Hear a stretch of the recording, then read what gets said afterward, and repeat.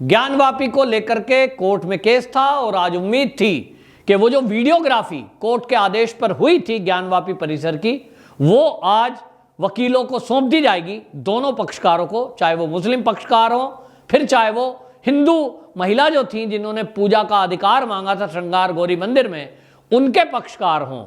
लेकिन आज कोर्ट में वो सुनवाई पूरी नहीं हो सकी। जो मुस्लिम पक्षकार के वकील थे उन्होंने चैलेंज दिया था कि ये एप्लीकेशन सुनवाई योग्य नहीं है, 7/11 के तहत ये अधिकार क्षेत्र में आते ही नहीं है ज्ञानवापी, और इसलिए इस मुद्दे पर कोई सुनवाई ना हो। तो उसमें मुस्लिम पक्षकारों को अपनी बातें रखनी थी, अपने पॉइंट कोर्ट में रखने थे, क्यों ना इस केस की सुनवाई हो।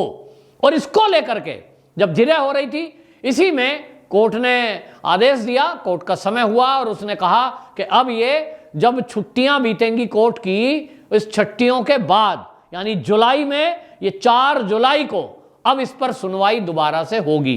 तो अगली सुनवाई इसकी 4 जुलाई को होनी है। मुस्लिम पक्षकार लगभग आधी बात अपनी कह चुका है, पॉइंट दर पॉइंट उन्होंने बात रखी थी क्यों ना इस एप्लीकेशन की सुनवाई हो।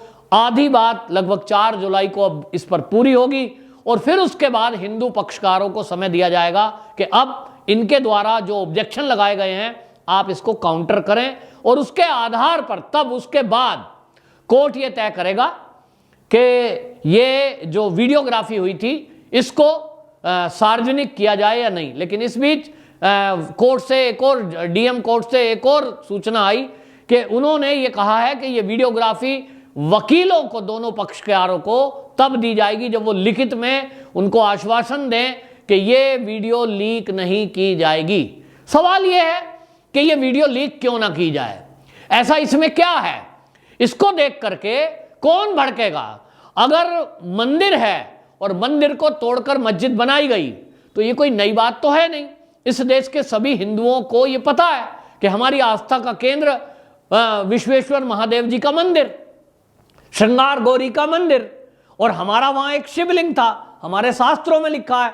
तो हमें तो धैर्य, तसल्ली और हमारी जो एक कहें कि परीक्षा हम देते आए हैं आज से सैकड़ों साल पहले से।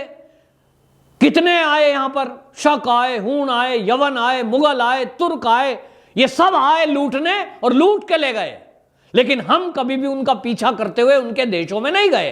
हालांकि ये बात अलग है कि अखंड भारत जो एक हमारा था उसके टुकड़े होते चले गए, लेकिन हम अपनी सीमाओं में सिमटते चले गए कि हम अपनी जमीन वापस लेंगे। वरना आज पाकिस्तान, अफगानिस्तान, चीन, ये बाकी सब जो कब्जाए बैठे हैं, ये सब हमारा होता। लेकिन हमारी एक, इसको सहिष्णुता कहिए, सहनशीलता कहिए, या हमारी एक ये कहिए कि नियम में है हमारे देश का, सनातनियों का, हमारे राजाओं का रहा है कि हम अपनी विस्तारवादी नीतियों को कभी नहीं तवज्जो देते। तो इसलिए हमारा तो धैर्य है। हमारे हजारों मंदिर टूटे लेकिन हमने केवल 3 की बात की। अब आप सोचिए, ये बिल्कुल ऐसा है कि जिस तरह से कौरव पांडव के युद्ध के पहले की स्थिति क्या थी कि पांडव जो है वो धैर्यवान थे और वो ये कह रहे थे भाई 5 गांव ही दे दो एक एक भाई के लिए। अब कोई अड़ा हुआ है कि 5 गांव तो छोड़ो, तुम्हें सुई की नोक के बराबर नहीं देंगे, यानी जमीन पे जगह ही नहीं देंगे। भाई फिर तो अंत हो गया ना। एक राजा जिसका पूरा अधिकार बराबर बराबर का, मैं तो इंद्रप्रस्थ था, उसको आप 5 गांव भी नहीं दे रहे, तो फिर युद्ध के अलावा बचा क्या? सेम यही हालत इस देश के सनातनी हिंदुओं के सामने खड़ी कर दी। जब देश की आजादी के बाद से इस देश का सनातनी हिंदू ये मांग कर रहा है कि 40,000 मंदिर हमारे प्रमुख रूप से तोड़े गए, तो भैया इस 40,000 में 4 तो दे दो। कितना सहनशील है हिंदू कि 40,000 में 4 मांग रहा था। लेकिन कोई अगर इस बात पे अड़ जाए कि 4 तो छोड़ो 1 नहीं देंगे, तो इसके अलावा क्या रास्ता है? लेकिन इस देश के बहुसंख्यक हिंदुओं ने कभी भी यह नहीं कहा कि ठीक है हमारे मंदिर हैं, हम इसका फैसला सड़क पर करेंगे। तो आज संघ आरएसएस मजबूत है। कई राज्यों में आरएसएस के स्वयंसेवक मुख्यमंत्री के तौर पर बैठे हैं, प्रधानमंत्री के तौर पर हैं, गृह मंत्री के तौर पर हैं, कई लोग उसमें से जज हैं, कई लोग उसमें से बड़े बड़े अफसर हैं, आईएएस, आईपीएस। आज ताकत है, करोड़ों उसके स्वयंसेवक हैं, मजबूत हैं, लेकिन उसके बावजूद, ये शक्ति और ताकत होने के बावजूद आरएसएस कभी भी इस बात पर घमंड नहीं करता कि हम ताकतवर हैं, हम जबरदस्ती ले लेंगे।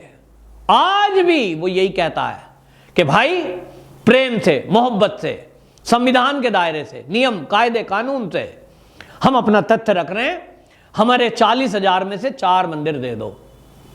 लेकिन अगर कोई ये अड़ा रहे कि हम एक नहीं देंगे, तो फिर उसका परिणाम क्या हो सकता है, ये मैं कहने के लिए मैंने महाभारत का उदाहरण दिया है।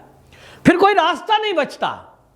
तो इस देश के कट्टरपंथी सोच लोगों को सोचना चाहिए। वो आरोप लगाते हैं बीजेपी और आरएसएस पर, ये उनकी योजना है, ये उनका षड्यंत्र है कि आरोप लगाओ उस पर जो सहन कर रहा है और जो जुल्म कर रहा है, वही उल्टा ये कह रहा है हम डरे हुए हैं, हम पे जुल्म हो रहा है। लेकिन अड़बंदी है कि विवाद वाली को अब हम अपनी बताएंगे और अड़ेंगे और लड़ेंगे, तो आरोप लगाएंगे उस पक्ष पर जो सहन करता आया है।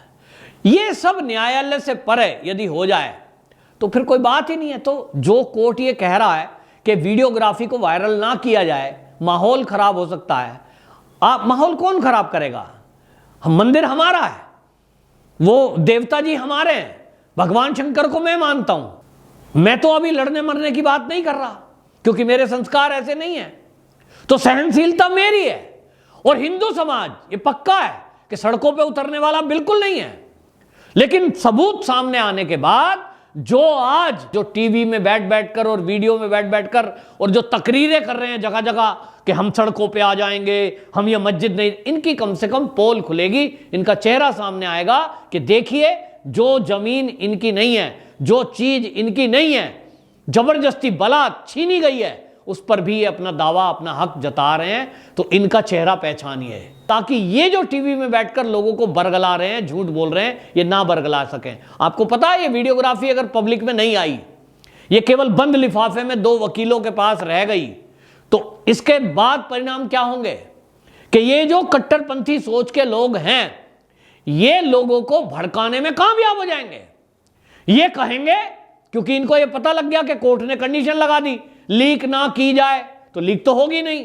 और फिर ये जा जाकर जगह जगह मीटिंग करेंगे और लोगों को कहेंगे कि भाई उसके अंदर ज्ञानवापी जो मंदिर था, उसके अंदर कोई निशान नहीं मिला, कोई फोटो नहीं मिली, कोई मंत्र नहीं मिले, और वो जो शिवलिंग बताया जा रहा था वो भी फुहारा था, और तुम्हारी मस्जिद छीनी जा रही है। और इसलिए क्या करें? चंदा लाओ, लड़ेंगे सुप्रीम कोर्ट में केस, और ये सड़कों पे उतारेंगे आम पब्लिक को। नेता रहेंगे अपने घर एसी में बंद, जैसा कश्मीर में हुआ कि ये नेता और इनके बच्चे, ये तो पढ़े विदेशों में, एसी में रहे और आम पब्लिक के हाथ में इन्होंने हथियार और पत्थर थमा दिए। सेम प्लानिंग है इनकी, इसी तरह मंदिर के मुद्दे पर आम पब्लिक को लड़ाने भिड़ाने की, सड़कों पे उतारने की। तो जज साहब से मेरा आग्रह है इस वीडियो के जरिए कि यदि वो ये चाहते हैं कि इस मुद्दे पर षड्यंत्र का खुलासा हो, इस देश में अमन शांति रहे, ये जो कुछ मुट्ठी भर लोग देश का माहौल खराब करना चाहते हैं, आम गरीब रिक्शे वाला, रेड़ी वाला, बाल काटने वाला, मजदूरी करने वाला जो आम आदमी है, जिसको इस देश की राजनीति, मंदिर मस्जिद से कुछ लेना नहीं है, उसको ये भड़का कर और ये उनको सड़कों पे उतारेंगे, माहौल खराब करेंगे। डंडा चलेगा पुलिस का तो गरीब पर चलेगा, गोली चलेगी गरीब पर चलेगी, जेल जाएगा तो गरीब जाएगा। और इन नेताओं का कभी कुछ नहीं बिगड़ता। वो ऐसी कुछ भी बोले आज तक जेल नहीं गया, ये उलेमा कुछ भी बोले आज तक जेल नहीं गए। और इसीलिए कोर्ट को चाहिए कि दूध का दूध, पानी का पानी जनता के सामने आना चाहिए, और षड्यंत्रकारियों के चेहरे सब बेनकाब होने चाहिए। मैं उन वकीलों से कहूंगा जो इस केस को लड़ रहे हैं, चाहे वो जैन साहब हो, फिर चाहे वो यादव जी हो, मुस्लिम पक्षकार, इसको लेकर हाई कोर्ट में और सुप्रीम कोर्ट में अपील करें और ये कहें कि ये सबूत है जो देश के अंदर ये उजागर कर सकता है कि कौन षड्यंत्रकारी हैं जो 2 धर्म के लोगों को आपस में लड़ाकर अपनी रोटी सेकना चाहते हैं। इनकी पोल तभी खुलेगी। वंदे मातरम।